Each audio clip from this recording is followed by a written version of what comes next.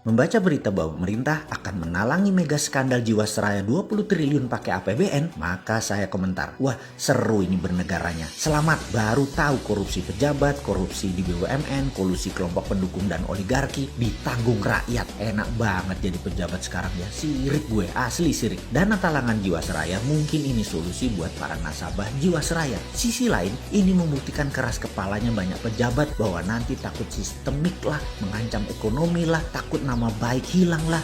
Bos, yang geblek jangan dilindungi atau kalian merupakan bagian dari sistem yang bermasalah. Biarkan yang salah yang menanggung. Kita melihat hal beginian paling gerundel, kuapok loh. Tapi begitu melihat melindungi kesalahan dan kebobrokan pakai APBN, kita berkata, kuapok muka pandul.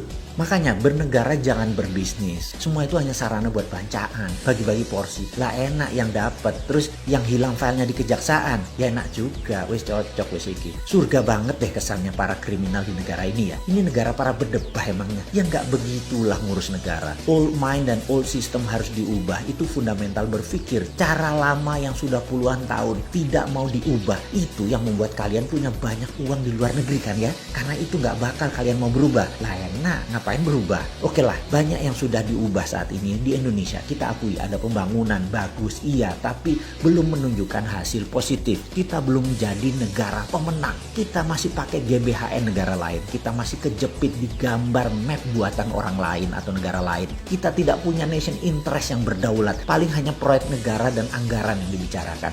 Bukan grand plan mau jadi apa negara ini. Di sini terpancing kita selalu untuk membantu dan memberikan kontribusi. Banyak orang yang kepala dingin melihat pendekatan bosman sebagai alternatif. Namun kalau otak pendek dan gak berilmu, bahkan mengirim buzzer menganggap bosman ini anti pemerintah. Gak pernah kita ini anti. Kita selalu memberikan masukan agar lebih baik lagi. Memang karena school of thought-nya beda, jadi landasan keilmuannya beda, muscle knowledge-nya beda, terlihat anti. Karena saat ini cara mendoktrinnya adalah apapun yang beda artinya melawan. Ngono ya. Padahal ini semua adalah perilaku alami. Contoh ikan selalu berenang melawan arus, hanya ikan mati yang ikut arus. Begitu cara melihat perbedaan. Lupa, buzzer mah gak peduli sama bangsa negara ya. Pokoknya hanguskan orang yang berbeda dengan pejabat sekarang. Pejabat sekarang selalu benar dan berpikir untuk rakyat. Tidak ada cara yang lebih baik dari cara pejabat sekarang. Titik. Mudah-mudahan gak resesi 2 kuartal berturut-turut. Kalau ternyata 3 kuartal ke depan minus, bahkan 4 kuartal minus, yopo.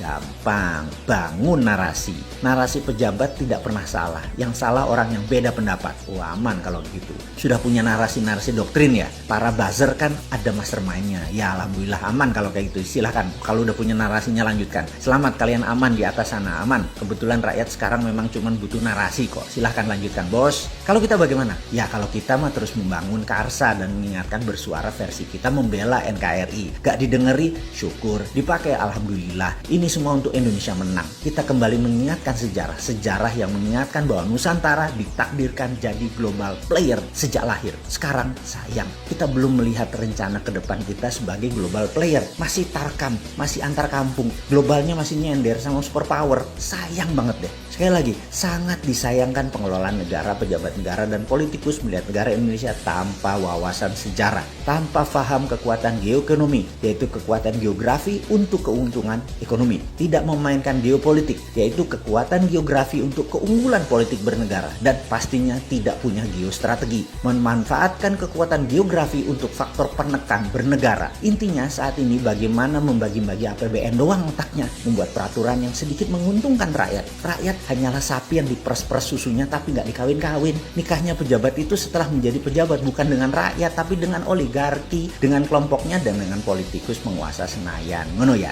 Oke, rakyat habis digrepek-grepek doang dan herannya rakyat gak kapok-kapok malah memuja-muja pejabat seperti itu. Hero-nya dijunjung. Top dah doktrin dan propagandanya. Top Marco Top. Kagum gua. Udah selesai ngegosip, kita lanjut. Kita menengok sejarah sebentar. Kita tahu doktrin jalur sutra itu seakan-akan jalur hebat. Karena mungkin banyak pejabat sekarang kemakan propaganda film Tiongkok dan berbisnis dengan Tiongkok kedalaman. Sampai budaya dan doktrin gak bisa dibedain.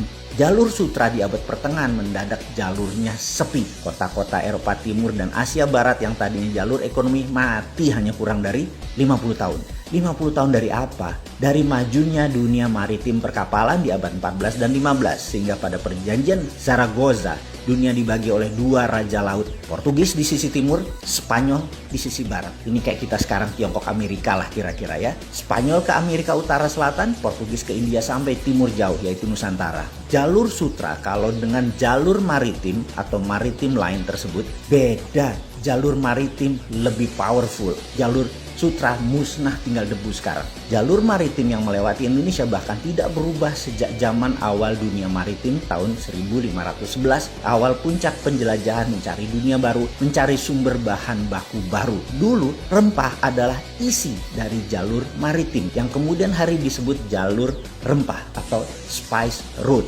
Adalah jalan menuju kemakmuran. Rempah Nusantara telah membawa bangsa Inggris, Belanda, Portugal ke zaman keemasan mereka. Negara Eropa makmur berkelimpahan karena rempah Nusantara. Jadi sedari awal Nusantara memang ditakdirkan menjadi global player dan menjadi pembawa kemakmuran dunia. Ketika komoditas rempah menjadi industri, kebutuhannya rupanya bisa dipenuhi oleh daerah lain di awal abad 20-an. Maka terjadi pergeseran besar di mana bukan yang di permukaan tanah yang menjadi sasaran sekarang, namun yang berada di dalam tanah, yaitu mineral bumi. Perlu diingatkan, di dalam perdagangan rempah dikatakan wilayah Maluku, wilayah Pulau Run misalnya. Jangan bayangkan kekuatan militer yang berkuasa. Sejak awal bulognya Maluku sudah berdiri, namanya Untatang, yang membagi rata petani dan deal dengan pihak asing. Pedagang Arab, pedagang Tiongkok, sampai Portugis, Inggris adalah Untatang ini. Baru ketika Belanda kemaru, gerigi, dan tamak, mereka membuang 15.000 penduduk wilayah penghasil pala tersebut, tinggal tersisa 1000-an dan ada banyak pembunuhan terjadi.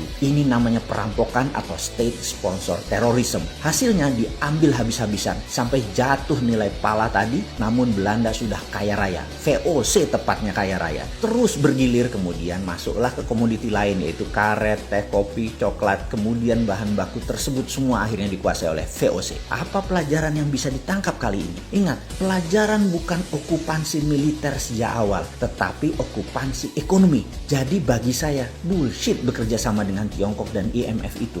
Itu bullshit besar. Foreign direct investment yang ada di otak pejabat adalah pemahaman anak bangsa yang otaknya sudah terpesona oleh globalis. Ini sebenarnya penjajahan sama seperti VOC di awal masuk selama 200 tahun sampai akhir tahun 1900-an kira-kira. Di saat dunia bergeser jauh di mana rempah bukan lagi primadona tapi sumber di dalam bumi yang jadi primadona seperti minyak, gas, batu bara, dan mineral lainnya. Jadi sekedar mengingat, apapun perusahaan asing masuk ke Indonesia menggarap, mengambil, mengelola isi bumi Indonesia, itu penjajahan.